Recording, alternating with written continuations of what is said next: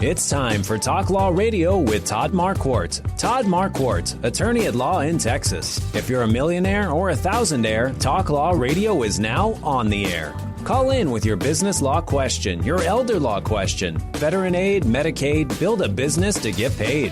210-308-8867. Or ask a question online at marquardtlawfirm.com. That's MARQUARDT lawfirm.com.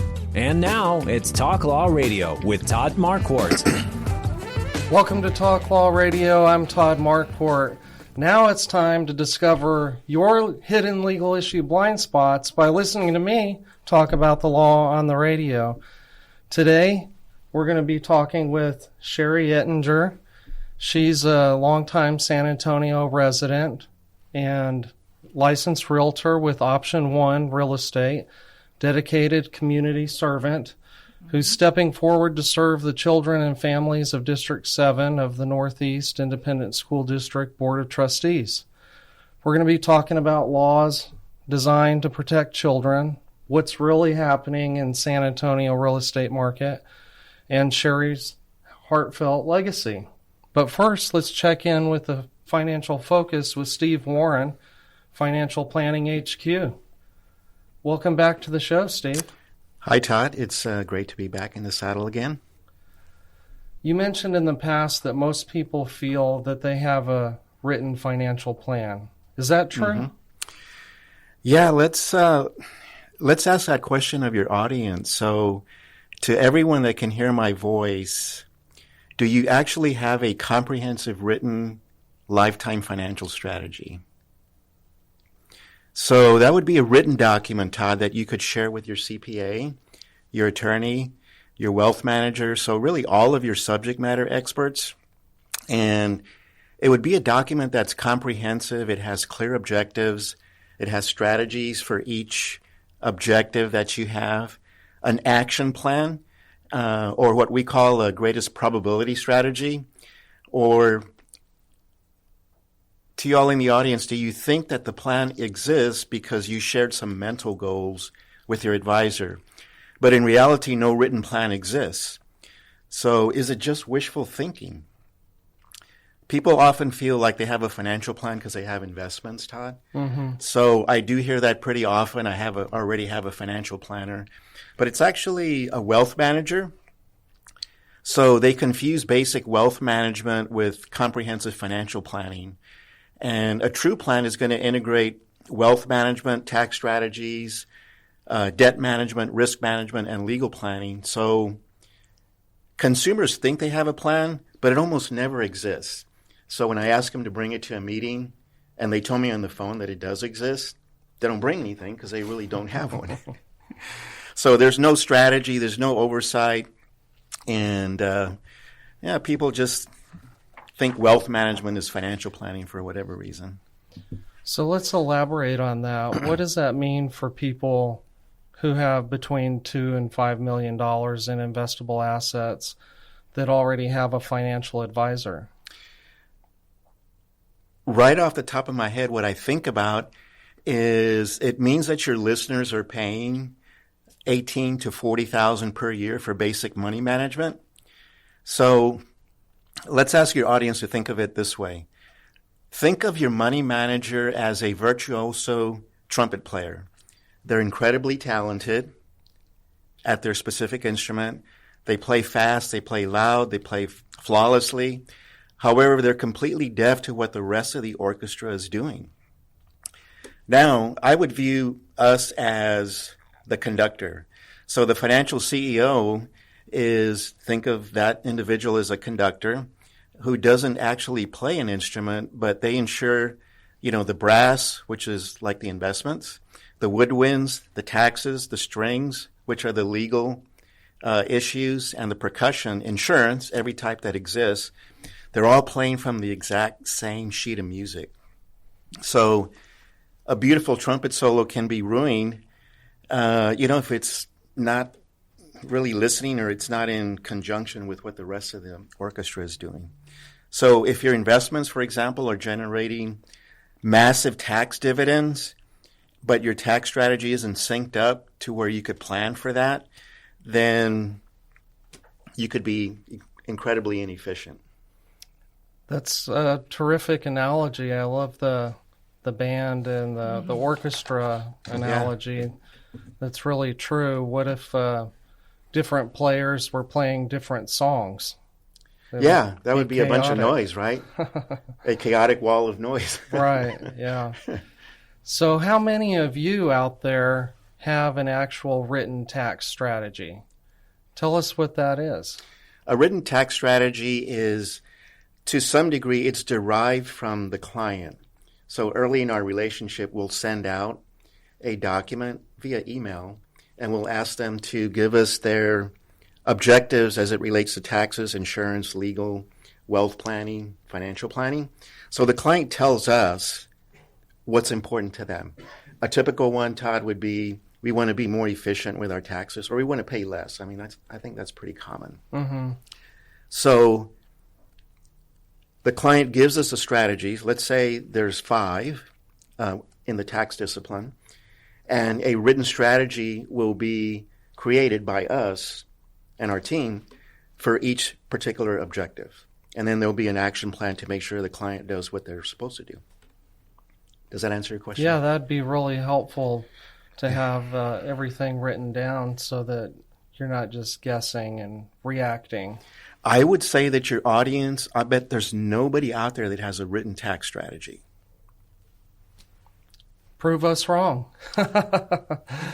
And you can call the show at 210-308-8867. This is Talk Law Radio, talking with Steve Warren with Financial Planning HQ about comprehensive written financial lifetime strategy. I probably got some of those words out of order, but... Yeah, so your audience can give me a call, Steve Warren, at 210-685-2722, in case they need any clarification. All right. One of my goals for the radio show is to help people see their hidden legal issue blind spots. And at the law firm, it's to have a written estate plan. You know, you can't have an estate plan that's not written. It has to be written. Of course. And so I identify with what you're trying to do and helping people with a written lifetime financial strategy. Well, what are they missing out on if they don't have that? If they don't have a strategy, I'm just going to think of one thing, since we have 142 deliverables, but how do you measure how you're doing in actualizing what your goals are? So if your audience were to ask their financial advisor this question, which areas of my financial plan that probably doesn't exist are currently on track, what would the answer be? So this question would require the advisor to evaluate all 5 core planning domains, financial planning, tax planning, estate planning, investment planning, and risk planning, and give a straight answer, which are off track and which are on track. So how would your financial advisor respond to that question? If you go on a flight, think of the pilot checking all of the instruments, 5 instruments before takeoff. I would think that everybody out there would want to have confidence that their pilot has checked everything, the checklist is checked off, everything is good, and the flight's ready to go. And there's nothing left to chance. Yeah, I hope my pilot does. So, Steve, some people hire a certified financial planner to write up a financial plan. Yeah. How is your comprehensive written lifetime financial strategy different from that? If the financial planner can deliver a plan that lines up with the CFP board, then it's going to be a good written strategy. But what's different with us is that it usually ends there, Todd. So here is your financial plan, and it is written, but what about all of the coordination with the subject matter experts? And the big part that's going to be missing, because I think financial advisors are, to a large degree, politically correct. So they tell their clients what they need to hear instead of the unvarnished truth, because they're afraid to lose the relationship. And I used to be that way a long time ago. I've been in the business a long time, going back to the late 80s. So I think the accountability piece is a major component. Great answer.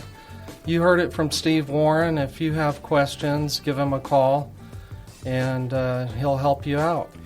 And Steve Warren here, and my number is 210-685-2722.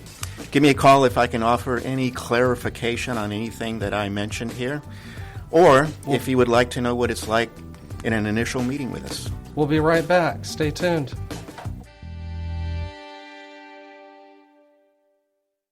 Are you confident about your financial future? What if you had a clear financial roadmap and a team holding you accountable to make the best financial decisions no matter what? At Financial Planning HQ, Steve and his sons, Joseph and Jacob, have been helping San Antonio families since 1987 with inspiring, intelligent financial strategies. Whether it's achieving or maintaining financial independence, becoming more tax efficient, or building business wealth, we create a comprehensive, written lifetime financial strategy that's uniquely yours, based entirely on what's important to you. Don't leave your financial future to chance. Call Financial Planning HQ today at 210-685-2722. That's 210-685-2722. And take the first step towards financial clarity. That's Financial Planning HQ, inspiring financial strategies for San Antonio. Remember, 210-685-2722.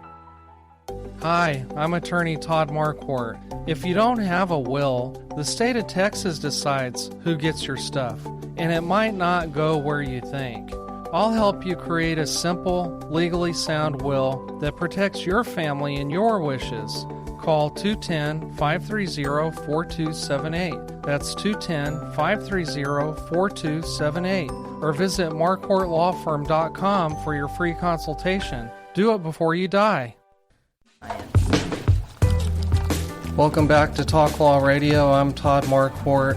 Joining us today on Talk Law Radio is Cheri Ettinger, a longtime San Antonio area resident, a realtor with Option 1 Real Estate, and dedicated community servant who's stepping forward to serve the children and families of District 7 of the Northeast Independent School District Board of Trustees. Cheri, you're on KLUP 930 AM, KSLR 630 AM, KNTH 1070 AM, and 103.3 FM, Facebook Live, podcasts everywhere, YouTube, and talklawradio.com. Welcome to the show. Thank you. Thank you for having me. That's quite a platform here. So you've lived here a long time. Tell our listeners how long you've been a part of San Antonio, Schertz, Bulverde, Spring Branch, and what that means to you as someone running for the Board of Trustees. Well, I moved here in 1981, and I've worked and lived, in the community. I have clients in the community with families.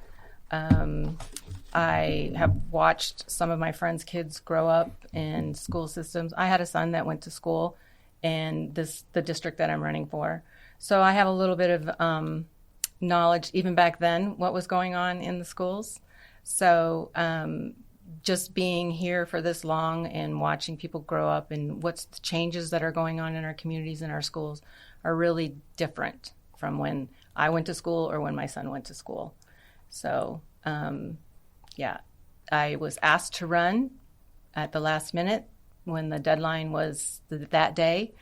Mark LaHood, who was a friend of my son's, called me and said, what are you doing? It was a Friday afternoon. And I said, what are you doing? I think it's, aren't you, it's early voting. Aren't you supposed to be campaigning? And I go, why are you calling me? And he goes, we need you. And I said, for what? And he goes, I need you to go down to the Northeast Independent School District headquarters and get your name on the ballot. And I said, for what? And he goes, the school board seat is opening up and we want you to run. And I was like, why me? I mean, I don't have kids in school. I, don't have grandkids going to school. And he said, just because we need you to step up. And I know Mark and I trust him. So I said, okay, I'll think about it and maybe I'll let you know. And he goes, well, you got to be down there by 4:00 today. Mm-hmm. That's the deadline. And I was like, oh boy. So I hung up the phone and went what I do, I went to a friend next door who I trust and who used to volunteer and be all up in her PTA with her kids and her grandkids and stuff. And she's retired. I thought, well, maybe she'll run. So I went over there and I asked her, and she said, no, but I'll drive you down there. And I was like, okay, so here we go. We get in the car. I go, I don't know what we're doing. And she said, you'll be fine. You'll be fine. So I tried to talk her into doing it all the way down there. And then when we got down there, I just started filling out the application. And I thought, okay, maybe I can withdraw. I'll do this. I've done it. Maybe I'll think about it and pray about it. And so I decided to pray about it for 3 days and talk to 3 of my mentors. And I came to, and then I started talking to parents again, like, what do you think? What did they tell you? What did the parents say? They all said, we need somebody. They were all like really supportive. Like they really wanted somebody to, like me, to go in, and that they knew, that they could trust, that I would be their voice, and that their ears, and and their eyes, and what's going on, because you don't know what's going on unless you sit there and watch a board meeting, online. But they really wanted me to go in and have a voice for people. And parents want transparency. They want to know what's going on now. They want to know what's in the curriculum.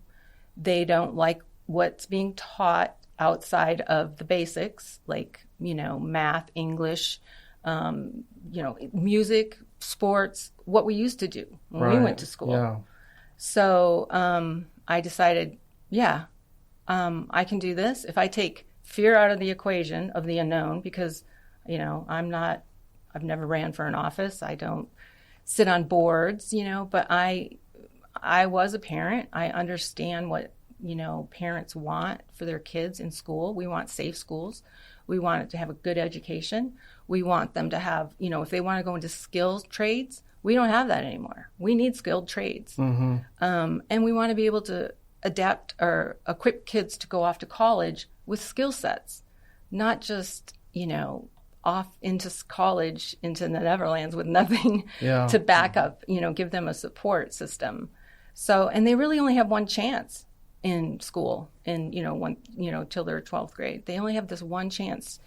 And the other thing that happened was I was at lunch with a couple, and while we were there, their daughter texted them in New Braunfels. They had lockdown, and she was hiding in a closet waiting for the police to come around. And I thought, this is not right, Right. And that was just another confirmation. We need safety in our schools. When we grew up, like I was saying earlier, we just worried about bullies. Right. And they weren't even bad bullies, they were just scary. Now there's real bullies and real stuff in our schools that should not be there. You have a strong faith. I think the Lord will give you courage. Oh, yeah. Because that's what, when I prayed about it, I kept hearing, take fear out of the equation. Would you do it? Take fear out of the equation. And I was like, yeah, fear not, that's in the Bible. Right. 365 times or something like that every day. Fear not. So I said, okay, I'll do this, and I'll just do the best I can like I do with everything else. I'll get prepared. I'll be there. I'll show up. I'll ask questions. I'll push back if I don't think something's right. And hopefully that'll be enough. Tell us about the service, your service in the community, up to this point. Oh, I've always volunteered. I like volunteering, especially if you're depressed or something. You go hang out with some volunteers. They're usually pretty good. What are some things that you've volunteered to do? Meals on Wheels. I used to do that when I worked at Little Caesars. I did that. They let me go off 1 day a week. They would give me time off to go do that. They were really great about stuff like that. Man, I really did have really good employers. Now that I look back at it, they allowed me to volunteer a lot. And I volunteered at the children's shelter there too, and they would donate the pizzas for me to take to the children's shelter. Church Under the Bridge. I did that before they had the big building downtown. We would all, like several churches would meet at one big church, like at 4:00 in the morning, and we'd start cooking, making the meals, and then we would literally go under the bridge and hand out meals until the city got involved and, we had to have temperature, control and all that kind of stuff. And so that's when they went in, and it was actually Lee Hotchkiss who helped develop or build that church under the bridge. He was part of that, and he was my employer too. So at my church, after I like to do when I'm depressed, go stand at the door, sign up to stand at the door, and because you got to smile as a greeter, as right. a greeter, and so you're forced to smile, and then by the end of the service, you're like, oh, okay. Yeah, I've heard that. Smile and you'll find something to smile about. Yeah, and it works. It really does work. So, I've always volunteered, like if people need something, or I like it.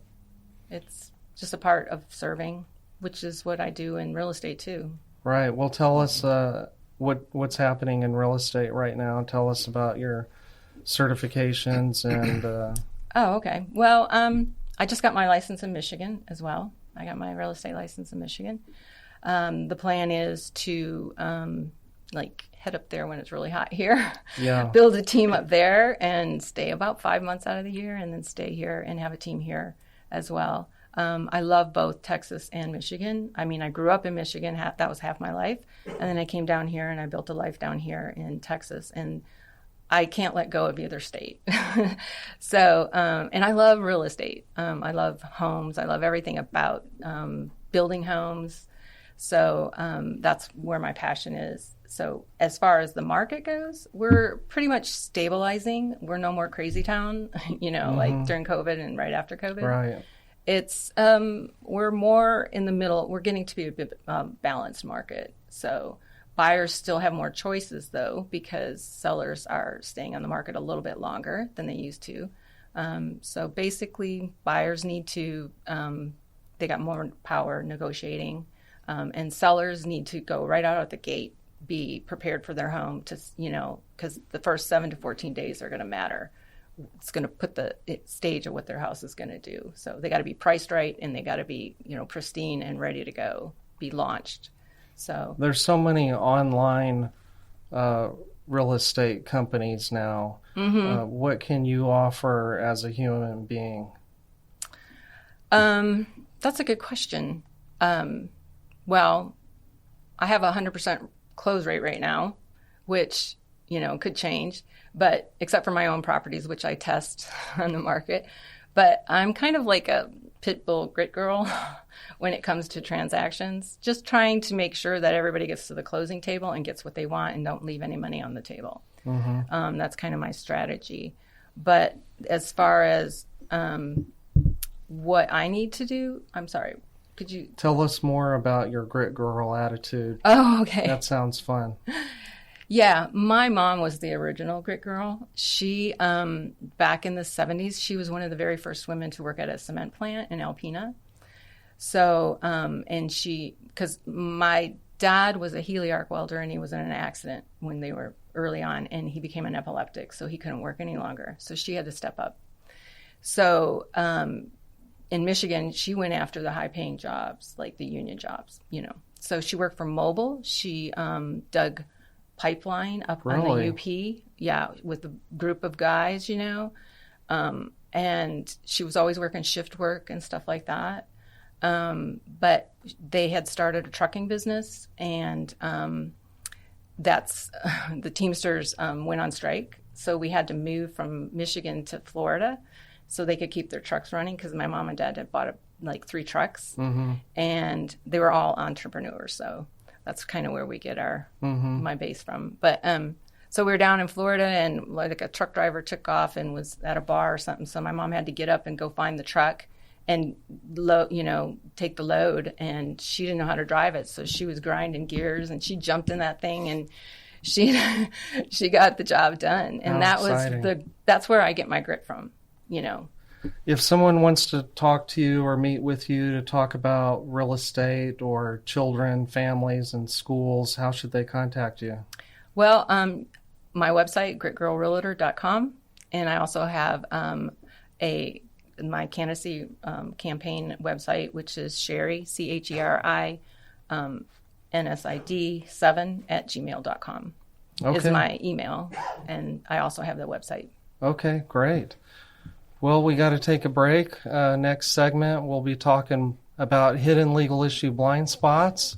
Then we'll talk about sinners and saints and legacy too. Stay tuned. We'll be right back.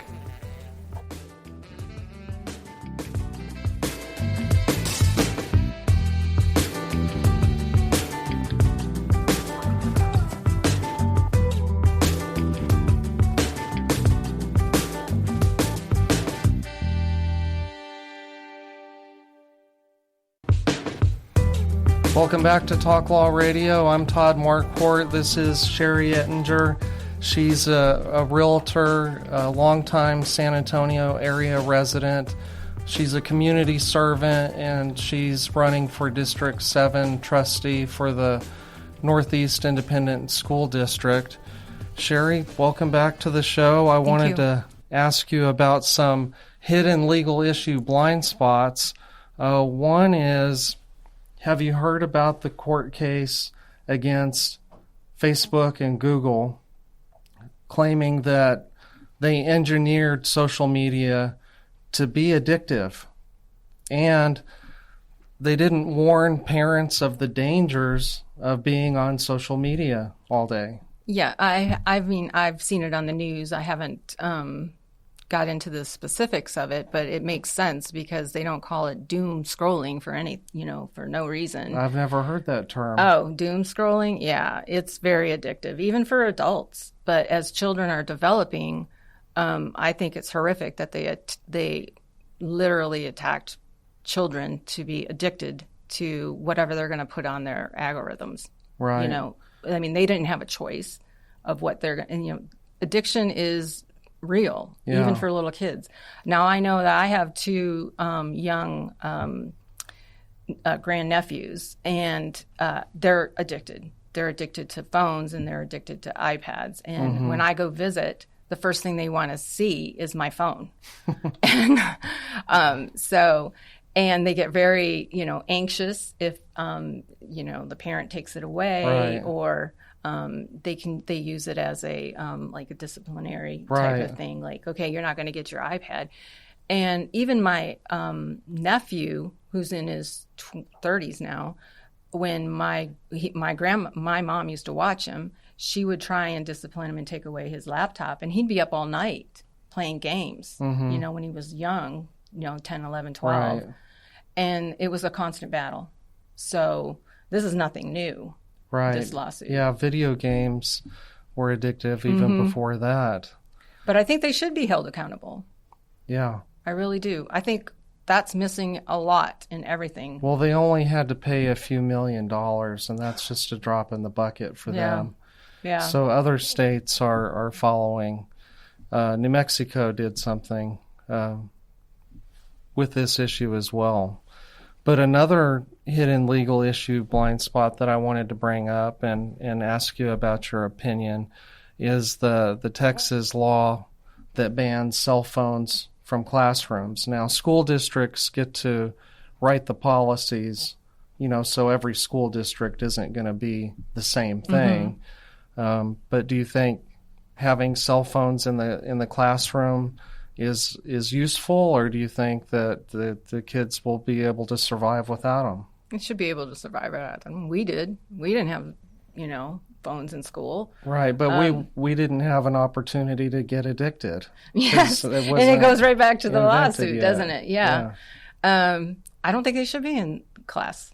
And maybe for emergencies, they can check them. I don't know how they're even going to implement that. Do they put them in their lockers? I mean, kids will be going to the bathroom to get to their lockers. I mean, they're addicted to their phones. Right. And so they might be full of anxiety all day, not having that. Well, it's kind of like when you have a baby, you got to pull that bottle away sometime.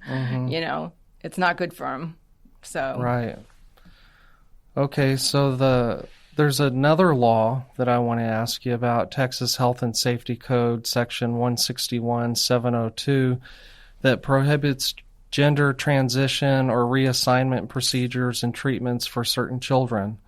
How does that law play into the conversation for families and schools in your district? Well, I can tell you how it plays in my conversation. It shouldn't be happening, period. It shouldn't even be controversial. I mean, It's common sense. I just don't understand how this happened. And it got so prevalent through everything. Well, one theory is social contagion, which comes from social media.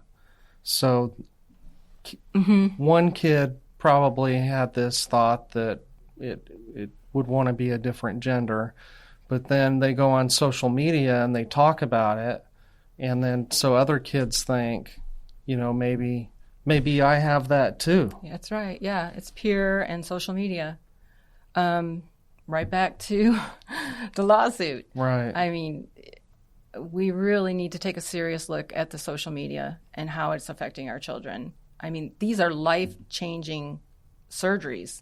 And I don't know if you've seen where these kids are trying, or now as adults are trying to transgender. Yeah, they want to go back to what and they can't. were. They will have health issues for their entire life.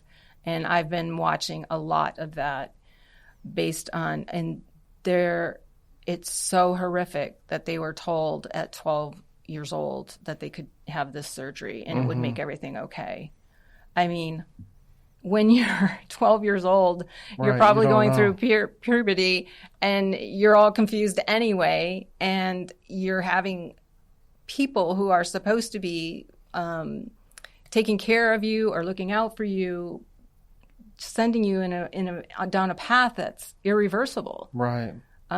Yeah, I just don't even know how that happened. Another theory is that I learned about when I was studying the lawsuit that TikTok brought, said that it was unconstitutional for Congress to ban TikTok. Oh, yeah. Because the Chinese Communist government was feeding this information through TikTok by promoting those posts and those ideas about transgenderism. It's war. It is against our children. It is. That's exactly what it is. Trying to destroy our society by getting to our children and planting these ideas that don't make sense. Yes, I totally agree. I mean, if you can separate the families, you're going to separate communities, and it's just downhill. It's we got to keep the families together, and we have to protect children from outside sources, and they're being bombarded with social media, all of this stuff on a daily, hourly, minute basis.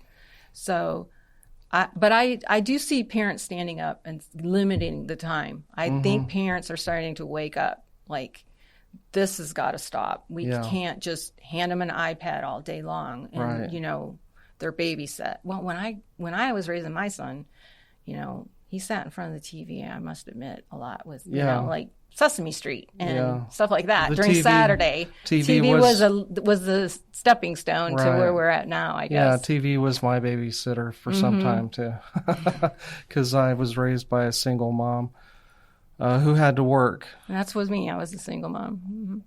I interviewed Christian Mueller last week. He owns and operates Club Pilates near the Dominion, and he was a teacher at one time before he became an entrepreneur.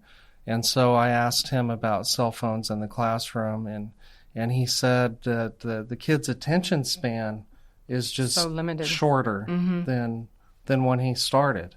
And so teachers and parents have to deal with that. Yeah.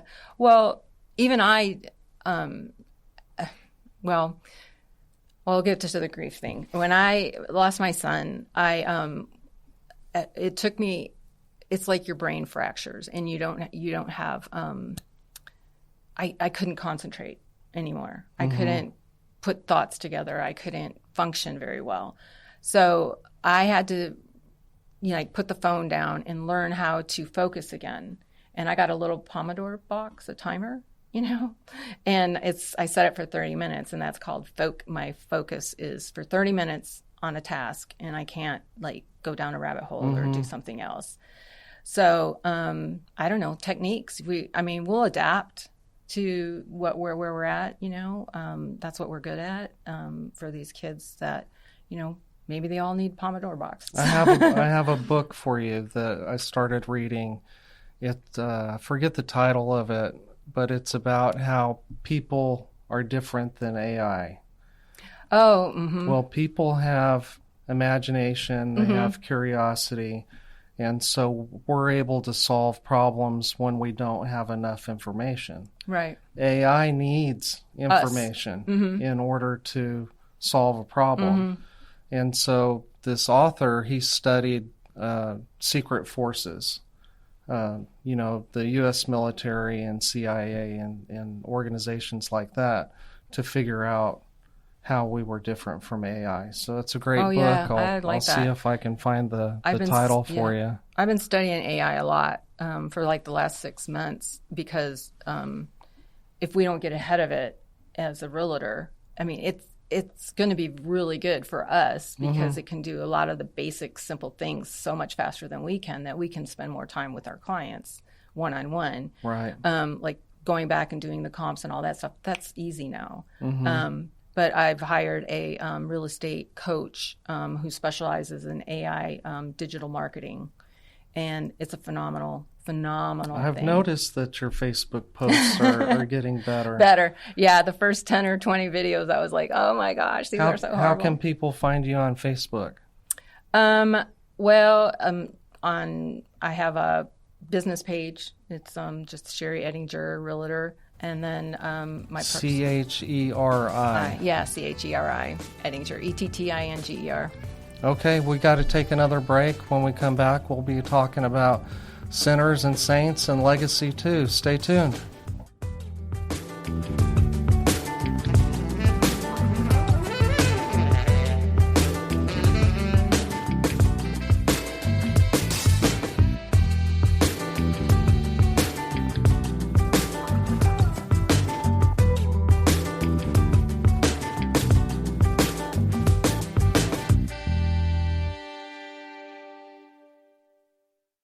Are you 100% confident that no matter what happens in the financial markets, economy, or world events, you will achieve your financial goals? If not, we have a process to get your financial house in perfect order and keep it that way forever. Your financial future shouldn't be a guessing game. Planning, advice, organization, and accountability are deliverables you should expect. For over 35 years, Financial Planning HQ has been San Antonio's trusted partner for comprehensive written lifetime financial strategies. Steve and his team, including sons Joseph and Jacob, don't believe in a one-size-fits-all approach. Instead, they create a personalized financial roadmap for you based on what's important to you. As an independent registered investment advisor, they're not tied to any big corporation's products. They work for you, creating inspiring, intelligent financial strategies that put your interests first. Call Financial Planning HQ at 210-685-2722. That's 210-685-2722. Hi, I'm attorney Todd Marquardt.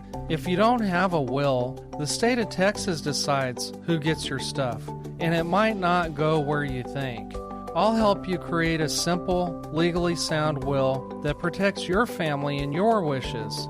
Call 210-530-4278. That's 210-530-4278. Or visit marquardtlawfirm.com for your free consultation. Do it before you die. In the beginning, God had one law. Don't eat from the fruit of that tree. Then he gave Moses the 10 Commandments. And now we have municipal, state, and federal lawmakers who won't stop creating new laws that might affect you without you knowing it. So tune in to Talk Law Radio every Saturday morning, Sunday afternoon, and anytime on YouTube when you're walking the dog, washing the dishes, or working in the garage. So this is the Sinners and the Saints segment. Old church. Okay. Yesterday was Good Friday. Yes. Tomorrow's Easter. Amen. And because Jesus was crucified, died, and buried to pay for our sins, and 3 days later, he showed himself alive to give us hope. The sinners this week are the people in Nigeria who were slaughtered last Palm Sunday. So I'm going to say a prayer for Christians in Nigeria. Dear God, thank you for this day and for all the gifts and blessings you give to us. Thank you for freedom in the United States to follow Jesus Christ. Please protect Christians in Nigeria from violence. Please help Cheri Ettinger in her efforts to improve the lives of her real estate clients and the lives of school children and families in the Northeast San Antonio community. Help us to do everything we do for the good of your people, for our own good and for your glory. In Jesus' name, amen. Amen. The saints this week are the men and women in the United States Armed Forces who are defending us from nuclear weapons and missiles in Iran.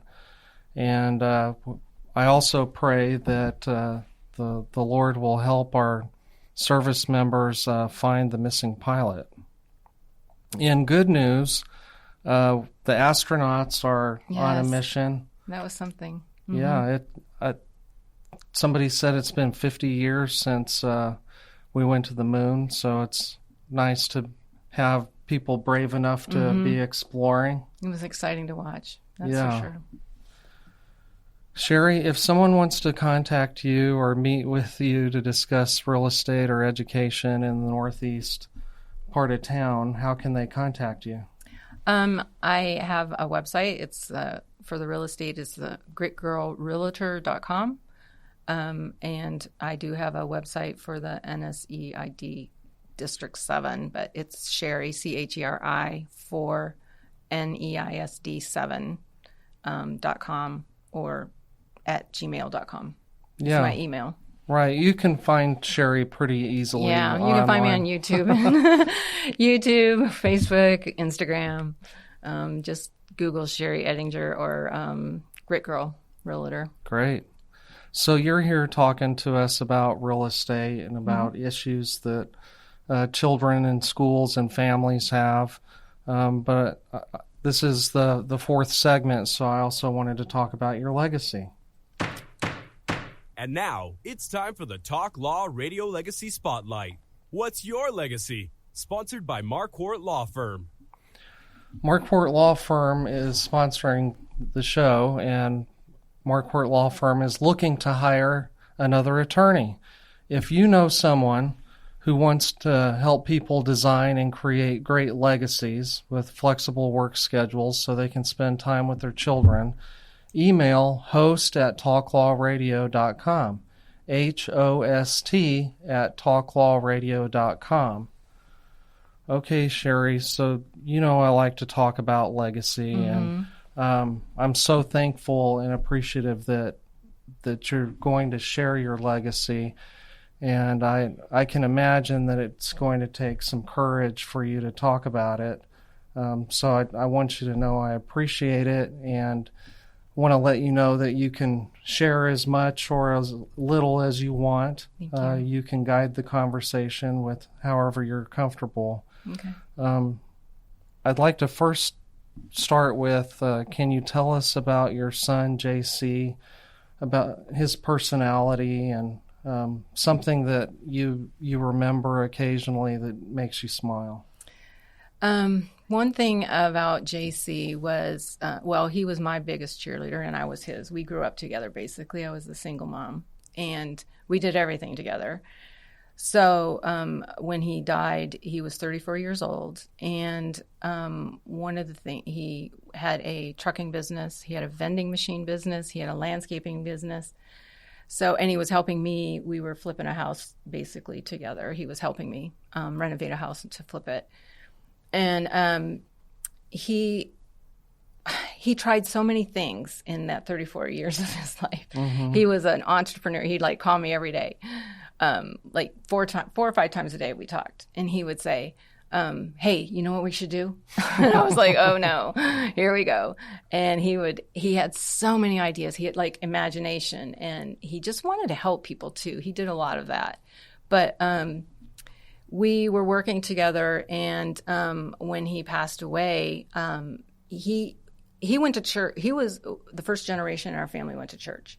I grew up as an atheist. I didn't become a Christian until I was almost 30. I don't think I knew that. Yeah, nobody went to church in my family or my grandparents, either on either side, except I think I had one grandmother.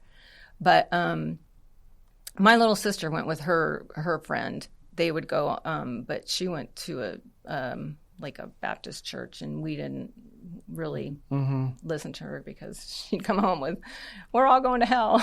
We were like, "Well, why would I want to go to that?" And so, how did JC get involved? I was. I had a friend that I drove to work with every day, and she would say, she was from the South, and she'd say, "Cheri, you need to come to my church." And I was like, "I don't have time to go to your church. I work all week. I'm a single mom. I have errands all day on Saturday, and I hang out with my son on Sunday. There's no way I'm going to church." And she said every day she, talked to me about going to her church, going to her church. And then I had a nightmare one night, and it was about the Iraq War, before it even happened. And it scared me. I sat up in bed. I remember that's like so vivid. I just knew that I was going to die from a war, some kind of war, and in the dream. And I wasn't saved. And I don't know how I knew that, maybe because she was telling me all the time when we were in the car. But I called her and I said, "I want to go to church." And she said, "Okay, I'll meet you at the door." And so she met me at the door, and she gave me a box of tissues, and she said, "You just sit in the back." And, I was like, okay. And I had JC towed with me, and he was little, like 4. And, I listened to the service, and the preacher said, "Everybody bow their head. And, right now, if you died and walked out this door, would you go to heaven or hell? Raise your hand." And I raised my hand when he said hell. And next thing I know, I was down in front of him, and he had a microphone in my face, and I was repeating this prayer that I had no idea what I was doing, kind of like when I was filling out the paperwork for the board. I was like, I don't know what I'm doing. Yeah. But anyway, I thought I was saved then, but it didn't really happen because I didn't know what I was doing. So I came back, and I was in Georgia, and I moved back to San Antonio, and then my life was just really out of control. I was spiraling out of control, and it was like 3 years after that, and I walked into Cornerstone Church. I just took my son. A neighbor invited me. She goes, why don't you go to church with me? And I said, "No, I tried that already. It made my life worse. It really did. Everything just seemed to fall apart.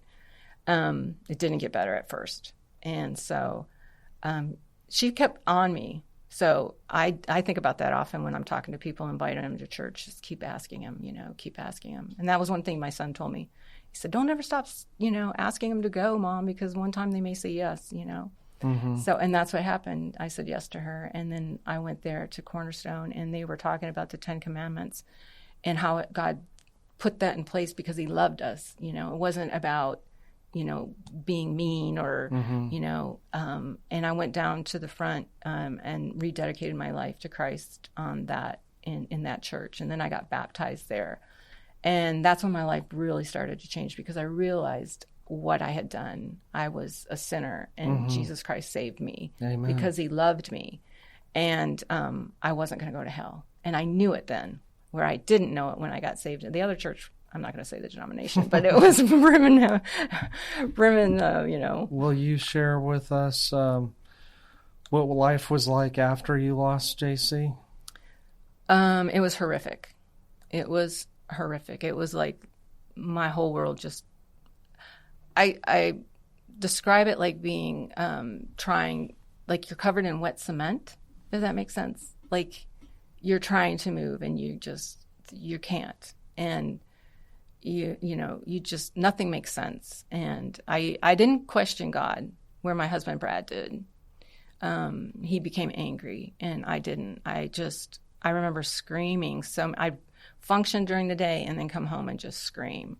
Why? And one time I was screamed so loud, I was dehydrated and hoarse, and I just fell. And this is when it started to change. I felt God say, "I know you lost your only son, but I left you mine." And I felt that. Wow.